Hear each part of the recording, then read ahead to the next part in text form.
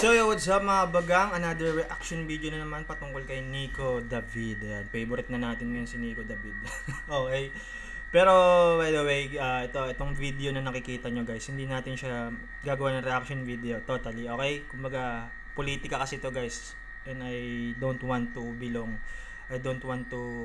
tag dito, jump on the topic in politics kasi magulo siya ngayon. Okay, alam naman natin yan at ayoko ng magulong sistema. Pero ang irera ko dito is kung paano nag-react si Nico David dito sa video, which is alam naman natin guys na anti-DDS to si Nico David, no? Anti-Duterte to guys. Sa mga past videos niya naman guys, makikita nyo yun, panoorin nyo na lang. Pero ito, hindi ko ipi-play itong actual video guys, kayo na mismo yung sumuri, okay? Pero bibigyan ko lang kayo ng conclusion, ano yung napansin ko sa kanya during his reaction, okay, kung ano yung attitude niya, okay, kasi kung maalala nyo, way back ilang months ba or ilang days, okay, palagi siyang palagi siyang nagbi-video nung hindi pa siya na-expose ni Makagago, palagi siya nagbi-video regarding Dutertes, especially doon kay Digong, no, nung umattend sa Congress hearing dun sa Quadcom ba yun. And matapang talaga si Nico, as in talagang kala mo siya, isa siya sa mga abogadong nakasalang doon.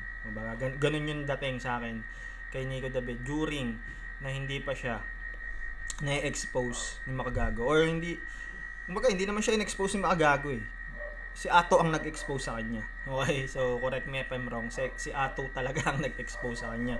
Pero ayun nga, habang wala pa yung issue niya doon sa bayaran, binabayaran siya ng mga politiko, talagang matapang si Nico David talaga, as in kumbaga mararamdaman mo talaga sa kanya na ayaw niya sa mga Duterte at ayaw niya sa administrasyon, parang ganun, no?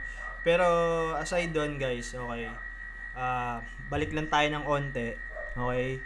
Si Nico David, nung nagbi-video ako regarding sa kanya, is may around 416 or 18, I don't remember na mismo yung pinaka exact value or data ng kanyang subscriber count. Pero kung mapansin nyo dito guys sa video na pinost niya nung 11:23, so 23 niya to pinost, so ngayon is 11:28 na, so 5 days ago, okay.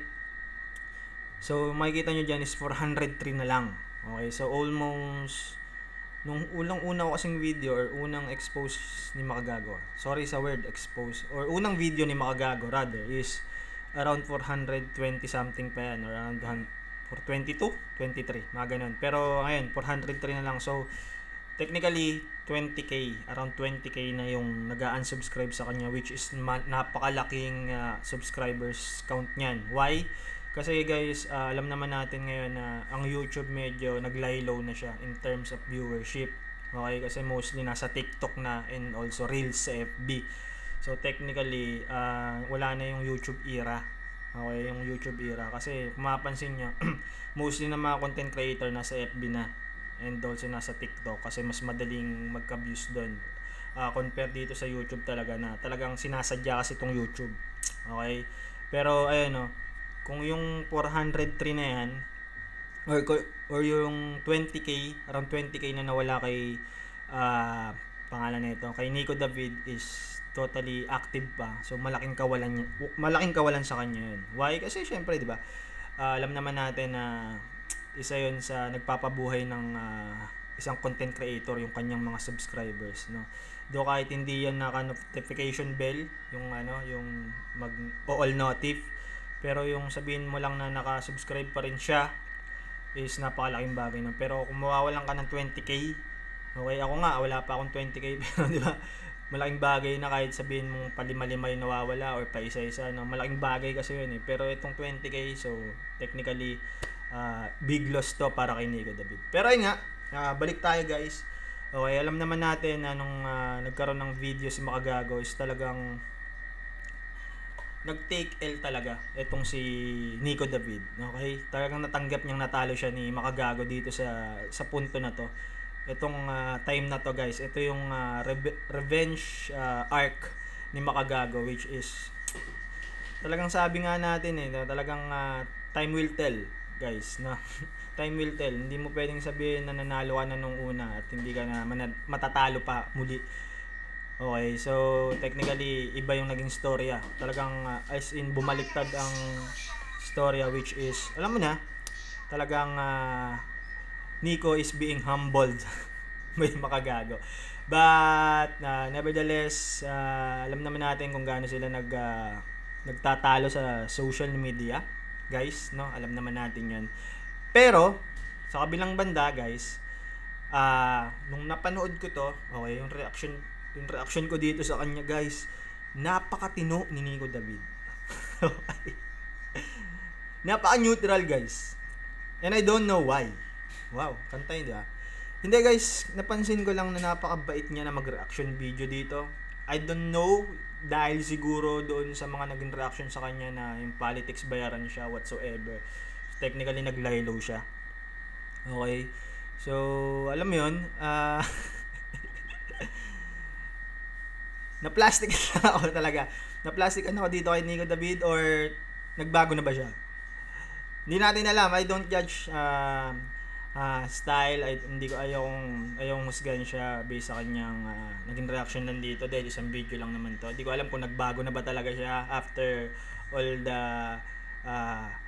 na binato sa kanya ni mga gago. I don't know, guys. Okay, pero na-plastikan ako at the same time, nabaitan ako sa kanya dito. Sa video na yan, guys, panoorin nyo. Kasi talaga ng mga unang videos niya pertaining to Dutertes, talagang, guys, na talagang ano talaga siya, guys. Para siyang leon. Okay? Yeah, para siyang leon, guys, na talagang mananakmal talaga siya. Pero dito, guys, napakabait niya, guys. Parang neutral na parang sabi niya na parang hindi tama yung ginawa ni sana ganyan-ganyan na lang, ganun. Hindi siya nagbibigay ng harsh comments. Okay? Or yung mga parang out of the line words. Okay? Gets nyo naman yun kung si Nico David dati, di ba? Pag nakikipagbrasuhan siya sa ibang content creator na maaangas din yan. Katulad nga ni Makagago. Pero dito sa point na to, guys, hindi ko naramdaman si Nico David na nag-angas. No? I don't know why. Di ko alam, guys. Talaga technically na-plastikan ako or nabaitan ako sa kanya. I don't know, kayo na lang din, no? Subjective naman din ng feelings. Di tayo parehas ng perspective when it comes to judge some emotions, to judge personality. Okay? Hindi natin talaga siya pwedeng sabihin na okay, mabait na siguro siya or nagbagong buhay na siya. No, I don't tag dito. Hindi ko siya hindi ko siya tag dito. Ayoko siyang gawing excuse para sabihin na totally nagbago na si Nico. Kasi for almost 5 years, sabi nga ni Makagago na binabangga siya ni Nico David or talagang pinauulanan siya ng kung ano-ano. Hindi gantong Nico David ang natural na commentator. So technically, guys, like I told you earlier, di ba? Sabi ko nga, Nico David is being humbled by Makagago, which is, alam mo yun, di ba? Sabi na nga kapag alam mo yun, kapag talagang may tinatago ka rin sa sarili mo, hindi naman sa sarili, sa ibang tao, and also hindi ka nagpapakatotoo, talagang magiging talagang pag nahuli ka, pag nabenga ka, boom, talagang babaliktad ang pabor, no? At against yun sa'yo. Kaya yun, anyways, Nico David, kung talagang nagbago ka na or something na naging neutral ka in terms of your reaction, in terms of your opinions, okay, kumbaga ramdam pa rin naman na may kinakampihan ka pa rin. Pero alam mo yun na hindi ikaw yung ganyan. So technically hindi ko alam talaga kung anong kung talagang ka lang bumaba ka na lang ulit dahil nga talagang dinudumog ka ng tao or whatsoever. But technically, guys,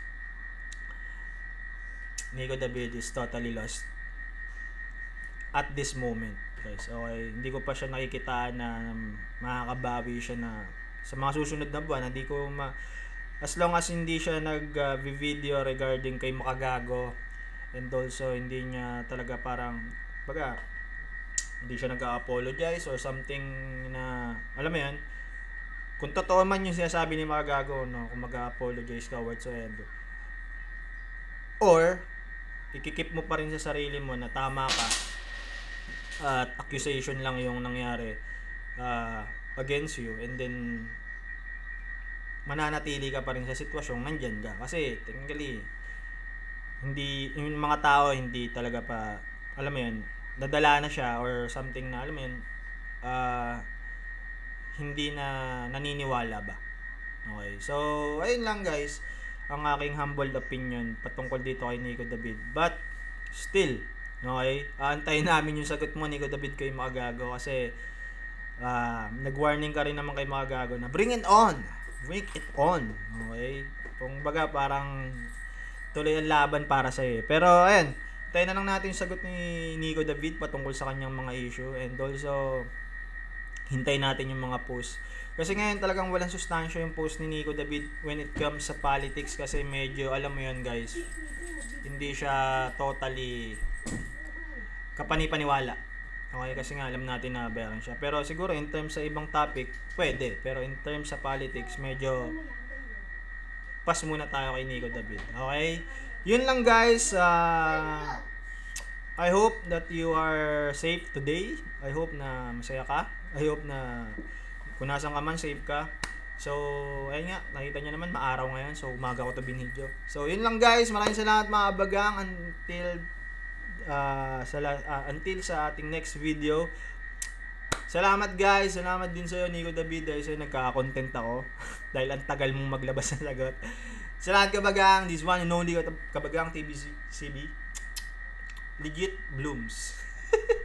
Bye-bye.